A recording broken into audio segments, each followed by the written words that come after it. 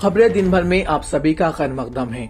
आइए नजर डालते हैं दिन भर की तमाम बड़ी और अहम खबरों पर नजर। 5 रियासतों में हुए असेंबली इंतखाबात के नताइज जुमेरात की रोज देर शाम तक मुकम्मल तौर पर आ गए। मुल्क की सबसे बड़ी रियासत उत्तर प्रदेश की 403 सीटों में से बीजेपी को 274 सीटों के साथ दूसरी बार हुकूमत तश्कील देने के लिए तैयार है।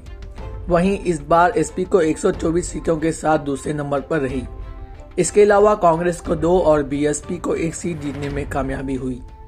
उत्तर प्रदेश में इस बार अपोजिशन की तादाद में इजाफा हुआ। उत्तर प्रदेश के बाद दिलचस्प नताइज पंजाब में देखने को मिले। पंजाब के 117 सीटों में से 92 सीटों पर आम आदमी पार्टी ने कामयाबी हासिल करके पंजाब में पहली बार हुकूमत तश्कील देने के लिए तैयार है, जबकि 18 सीटों पर कांग्रेस और 2 सीटों पर बीजेपी को जीत मिली। आम आदमी पार्टी कांग्रेस बीजेपी के बाद 1 से ज्यादा रियासतों में हुकूमत बनाने वाली तीसरी पार्टी बन गई है। इसी तरह गोवा में 40 सीटों में से 20 पर बीजेपी ने कामयाबी हासिल की है और 12 पर कांग्रेस, 2 सीटें आम आदमी पार्टी, 2 टीएमसी के खाते में गई हैं। इसी तरह मणिपुर की 60 सीटों में से 32 पर बीजेपी ने कब्जा किया है, जबकि महज 5 सीटों पर कांग्रेस को कामयाबी हासिल हुई, जबकि 23 सीटें दीगर के खातों में गई हैं।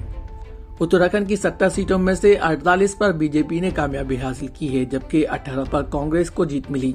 उत्तर प्रदेश असेंबली इंतखाबात में अपनी किस्मत आजमाने वाली मजलिस-ए-इत्तेहादुल मुस्लिमीन के सरबराह असदुद्दीन ओवैसी ने कहा कि उत्तर प्रदेश के अक़लियतों को सिर्फ वोट बैंक की तरह इस्तेमाल किया गया। लखीमपुर खीरी में भी बीजेपी जीत गई, इसलिए मैं कह रहा हूँ कि ये 80-20 की लड़ाई है और ये 80-20 की सूरत हाल बरसों तक रहेगी। लोगों को ये समझने की जरूरत है।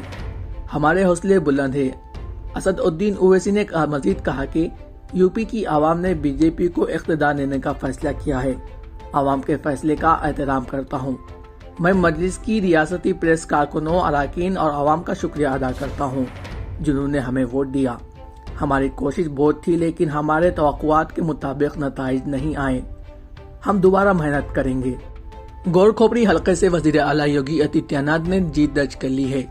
इस दौरान आदित्यनाथ ने बीजेपी की जीत पर रियासत की आवाम का शुक्रिया अदा किया।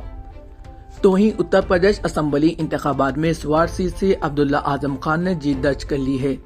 तो वहीं रामपुर शहर सीट पर एसपी रहनुमा आजम खान का जलवा बरकरार रहा।